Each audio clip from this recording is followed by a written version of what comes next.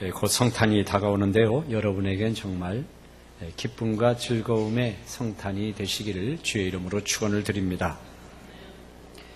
오늘 본문은 6월절이 가까웠을 때에 예수님이 성전에 올라가서 6월절 절기를 지키려고 하셨는데 성전에 가보니까 성전이 성전 같지가 않고 수많은 장사꾼들이 모여있고 돈 바꾸는 자들이 모여있고 짐승들의 오물들이 가득하고 짐승들이 거기 있는 것을 보시고 분노하시는 그런 장면을 쓴 그런 내용이 되겠습니다. 성전은 이스라엘에게 있어서 신앙의 핵심이라고 할 수가 있습니다. 하나님께서 이스라엘 백성들이 애굽에서 나올 때에 성막을 지어라 하고 너희들이 성막을 지면 나의 영이 그 성막에 임할 거다 이렇게 말씀을 하셨죠. 그래서 이제 광야 생활을 40년 동안 해가면서 그들은 성막을 이렇게 치고 이렇게 세멘트로 만든 게 아니고요. 천막을 이렇게 해서 성막으로 이렇게 지어서 그때마다 거기서 예배를 드리고 하나님의 영광이 그 성막에 가득하게 임할 때는 구름이 위에서 이렇게 내려와서 그 성막을 덮는 거예요. 그러니까 구름이 내려와서 성막을 이렇게 덮을 때는 하나님이 임재하였다라고 하는 그런 표시예요. 그러면 백성들은 성막에 가까이 가지 못하고 멀리서 구름이 덮여 있는 성막의 모습을 보면서 무릎을 꿇거나 두 손을 들고 기도를 하죠. 그리고 구름이 거치고 구름이 이렇게 흘러갈 때에는 이들이 천막을 다 뜯어서 그 구름을 따라서 자기들이 다음 행선지로 발걸음을 옮기곤 했습니다. 그리고 그렇게 해서 이제 성막이 시작이 되었어요. 이제 가나안 땅에 들어가서 정착하면서 살 때부터는 구름 기둥과 불 기둥이 없어졌어요. 그리고 이제는 한 곳에서 예배를 이렇게 단을 쌓고 거기서 예배를 드렸습니다. 이곳은 우리가 하나님 앞에 예배 드리는 곳이다 이렇게 말씀을 했어요. 그런데 어느 날 이 왕이 하나님 앞에 성전을 우리도 짓게 해주십시오. 세상 말로 말하면 신전이죠. 신전. 이미 가나안에는 정착된 민족들이 이스라엘보다도 먼저 정착된 문화를 갖고 있었던 민족들이 참 많았습니다. 그래서 가나안도 이제는 하나의 문화를 형성하는 정도의 그런 뿌리 박힌 이방 문화의 곳이 바로 이 가나안이라고 하는 곳이죠. 그런데 이제 그 가나안 땅에 들어가서 얼마 되지 않은 이스라엘 백성들이 나름대로 하나님을 믿는 신앙의 문화를 뿌리 내려야 되는데 가만히 보니까 이방 사람들이 큰 신전을 많이 짓고 거기서 자기 나름대로의 예배를 드리는 모습을 이스라엘 백성들이 보게 됐어요. 그래서 다윗이 어느 날 하나님 앞에 우리도 성전을 짓게 해주십시오 라고 요청을 하게 됩니다. 그때 하나님은 NO 하셨어요. 안 된다. 성전 지어서는 안 된다. 너희들이 말하는 저 이방인들이 지은 저 신전을 지어서는 안 된다. 이렇게 말씀하신 거예요. 이방 나라 사람들이 신전을 지을 때는 여러 가지의 목적을 가지고 신전을 짓습니다. 일단은 나라가 부강하다고 하는 상징이에요. 그래서 이 신전이 크면 클수록 더 나라가 부강하다고 하는 것을 상징하고요. 대개 이방 나라의 왕들은 신격화되어 있습니다. 왕은 곧 신이었어요. 그래서 그 신전은 왕의 위엄을 나타내요. 그게 신전을 더 크게 지면 질수록 왕의 권위와 위엄이 더 크다는 거예요. 그렇기 때문에 이방 민족들은 이 신전에 대해서 이런 생각을 갖고 있기 때문에 신전을 크게 집니다. 엄청난 규모로 지어요.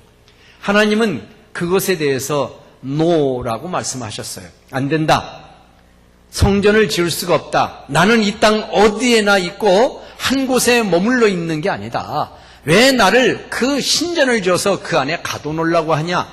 나는 어디나 있는 하나님이다 하고 거부를 하셨어요. 그런데 이스라엘 백성들이 계속 그것을 요구하는 거예요.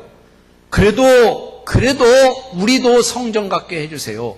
우리도 우리의 세를 과시하게 해주세요.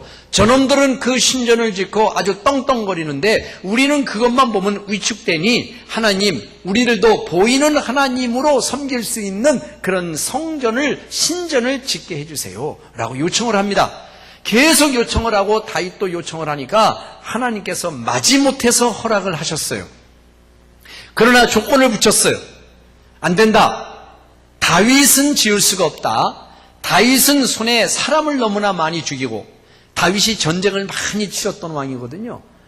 그래서 가나안에 정착한 이후 다윗처럼 태평성대를 하고 전쟁을 많이 치른 왕이 없을 만큼 이 나라의 영토를 확보하고 나라의 부를 축적하기 위해서 다윗이 엄청 많은 노력을 했어요. 하나님께서 피를 많이 흘린 다윗에게는 성전 짓는 것을 허락할 수 없고 너의 아들 솔로몬에게 내가 성전을 그러면 짓도록 허락하겠다라고 말씀을 하신 거예요. 흔쾌하게 허락하신 것은 아니에요. 그리고 솔로몬 때에 와서 하나님께서 솔로몬에게 성전 짓는 것을 허락하시는데 이방 신전을 짓는 것처럼 허락하지 않았어요. 다시 말하면 엄청나게 무모하게 큰 신전, 쇠를 과시하고 어떤 정치적인 위엄을 드러내는 왕의 권위를 상징하는 그런 신전으로 커다랗게 짓지 않게 하고 그 성전의 규모를 하나님이 다 알려주셨어요.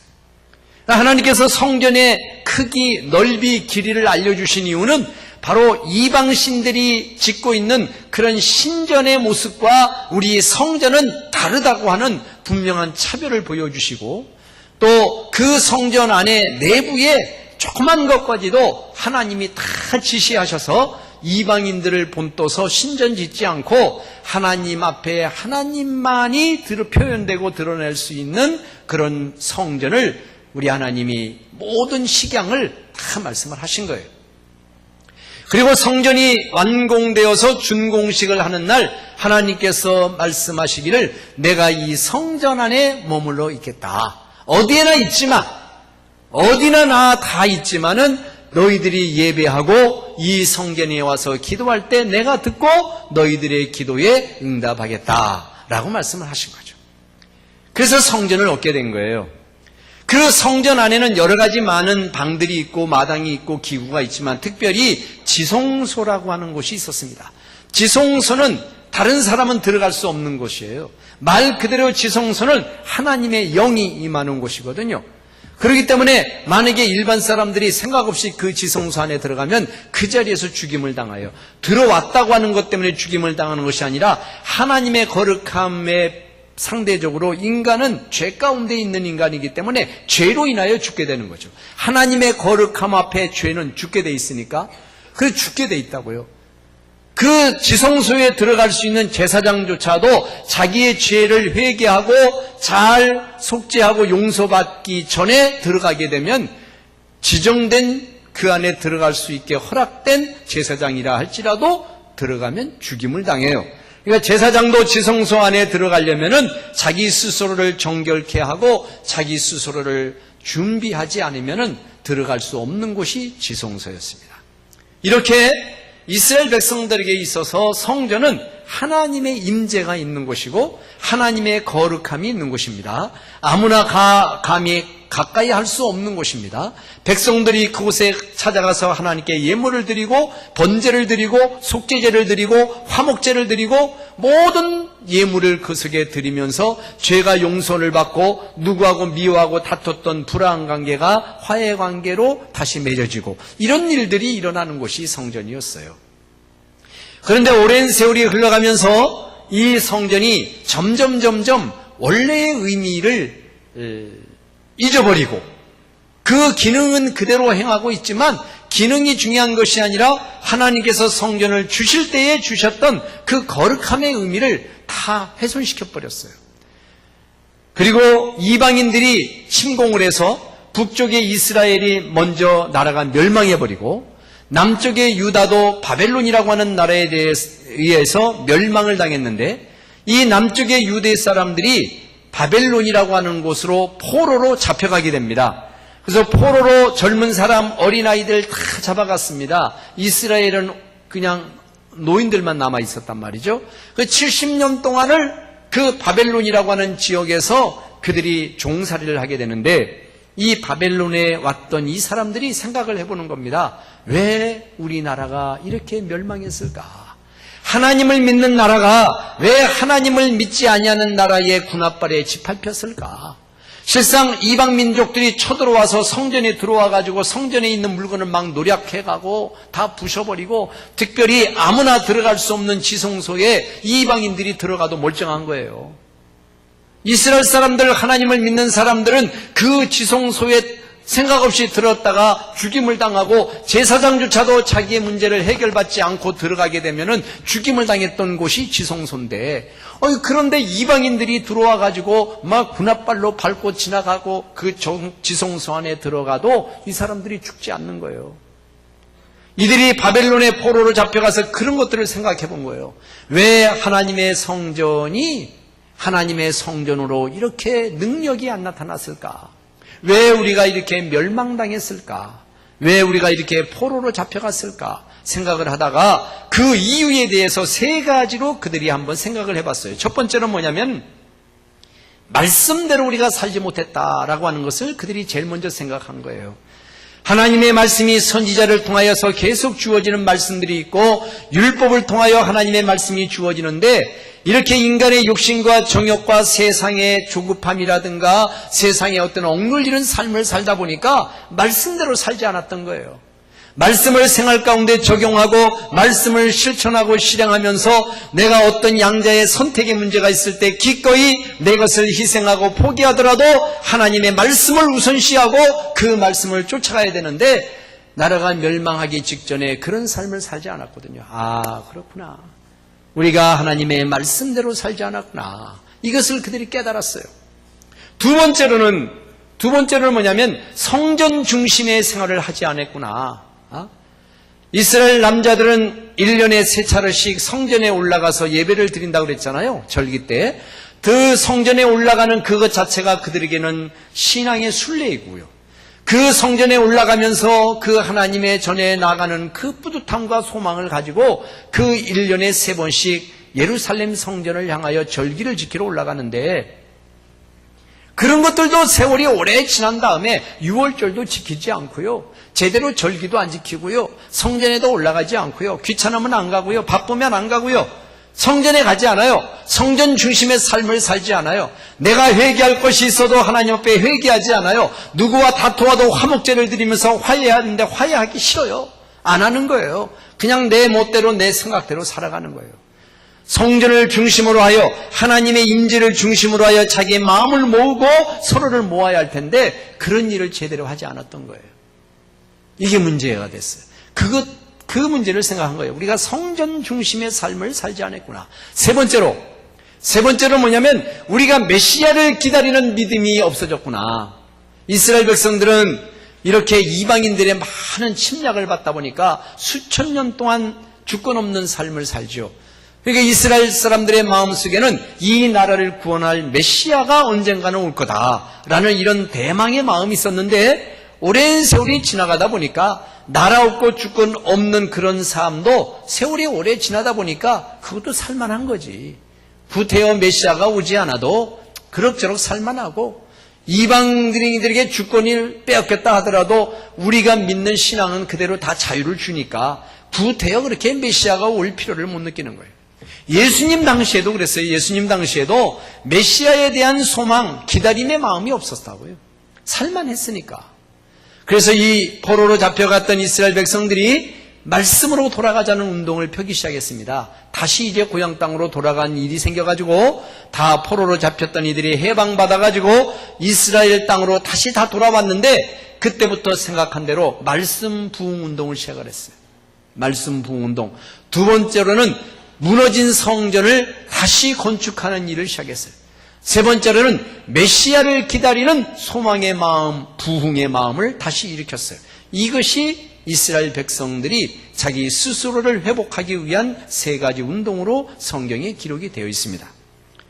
자, 이렇게 성전은 이스라엘 백성들에게 있어서 신앙의 아주 중요한 부분을 차지하고 있는 거예요. 근데 오늘 본문의 말씀을 보니까 이 성전이 또 어지럽혀지고 있는 거예요. 성전이 엉망진창이에요. 성전에서 예배하고 다른 복음서에 보면은 이것은 만민이 기도하는 집이다 라고 이렇게 말씀을 했어요. 그 기도하는 집, 하나님의 임재하는 곳, 하나님 앞에 예배하는 그 곳에 예배가 없어져 버렸어요. 그리고 그 안에 뭐가 있어요? 장사꾼들이 밀려 들어오고요, 시장 바닥이 되고요, 짐승들이 오물을 쏟아내고요, 거기서 돈을 바꾸고 흥정을 하는 일들이 이 성전 안에 생기게 되었습니다.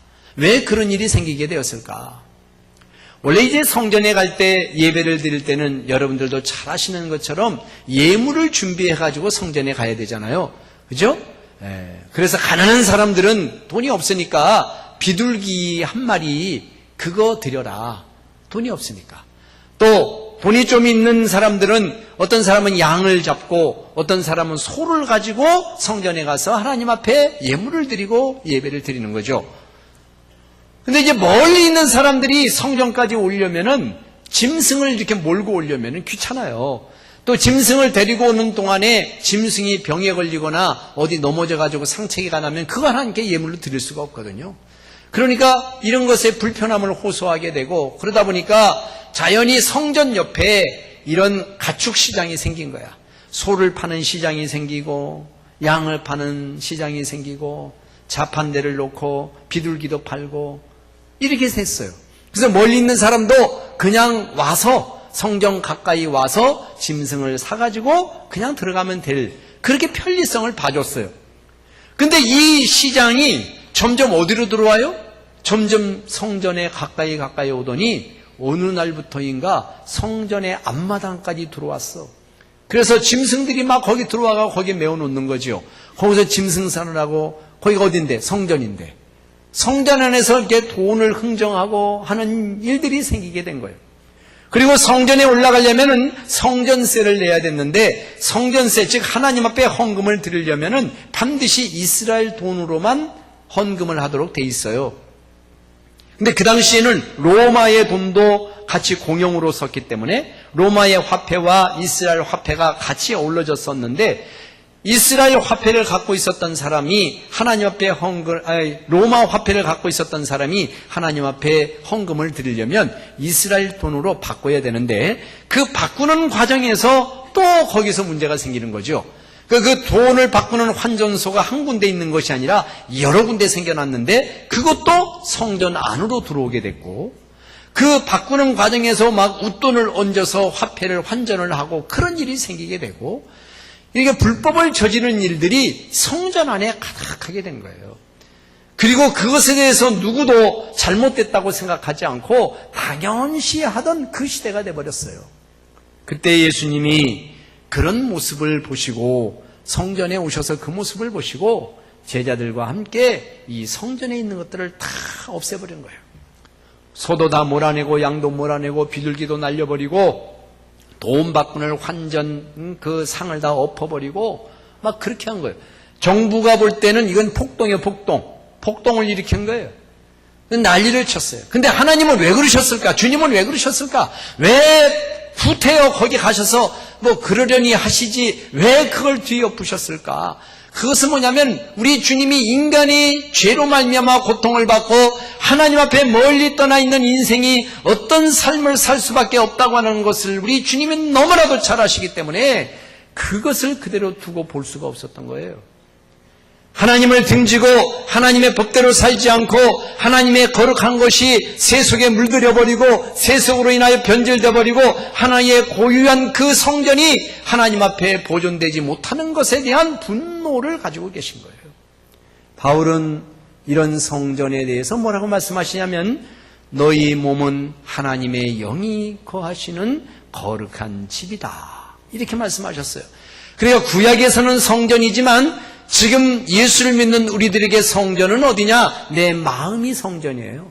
내 마음이 하나님이 거하시는 곳이에요. 내 마음이 하나님이 거하는 곳이라고요.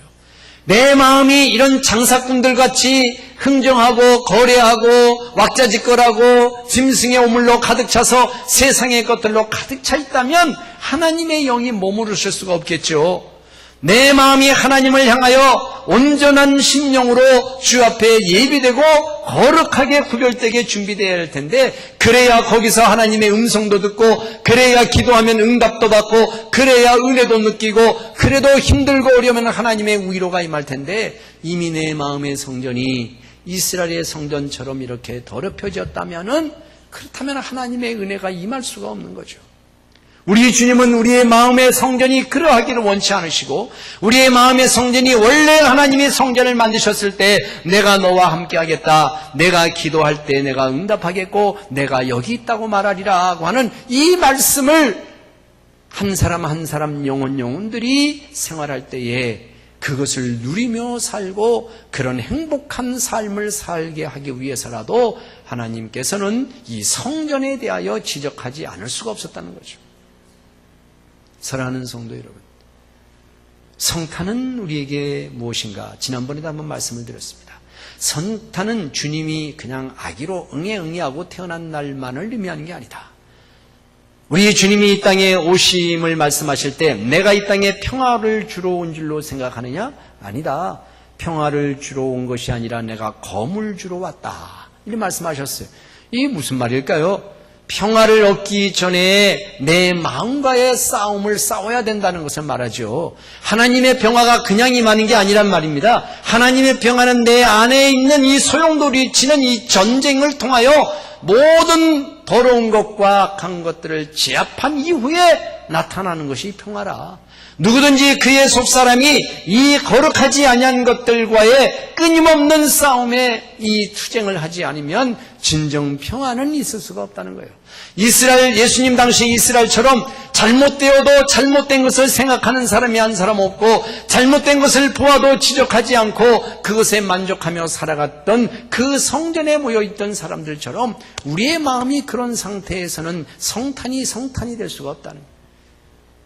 그렇기 때문에 주님이 성전의 상을 뒤엎으신 것처럼, 소와 양을 내쫓으신 것처럼, 내가 하나님을 믿는 마음으로 신앙의 의지를 가지고, 믿음의 의지를 가지고 내 안에 있는 것을 훑어내려고 하나님 앞에 나가 기도하고, 내 마음에 있는 것을 훑어내려고 내 생활 가운데 결심을 하고 결단을 하는 그런 가운데서 하나님의 평화가 어느 날 내 마음속에 임함을 경험하게 된다는 말씀을 오늘 이 본문을 통해서 우리에게 하시고 싶었던 것입니다.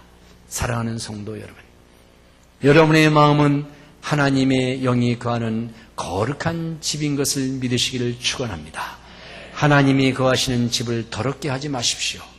하나님의 집이 언제나 깨끗하게 보존되실 수 있도록 여러분 자신을 믿음의 의지로 드리고, 세상의 잡다한 것들로부터 여러분 속사람을 깨끗게 하고자 하는 그런 열망을 품으시고 이번 성탄을 맞이하시는 여러분이 되시기를 주의 이름으로 축원을 드립니다. 우리 다 같이 통성으로 하나님 앞에 기도하겠습니다. 오늘 주신 말씀을 기억하면서 내 마음의 성전 주 앞에 깨끗하게 하소서. 다 같이 통성으로 기도하겠습니다. 우리 오신 아버지 하나님, 주님의 은혜와 사랑을 감사합니다.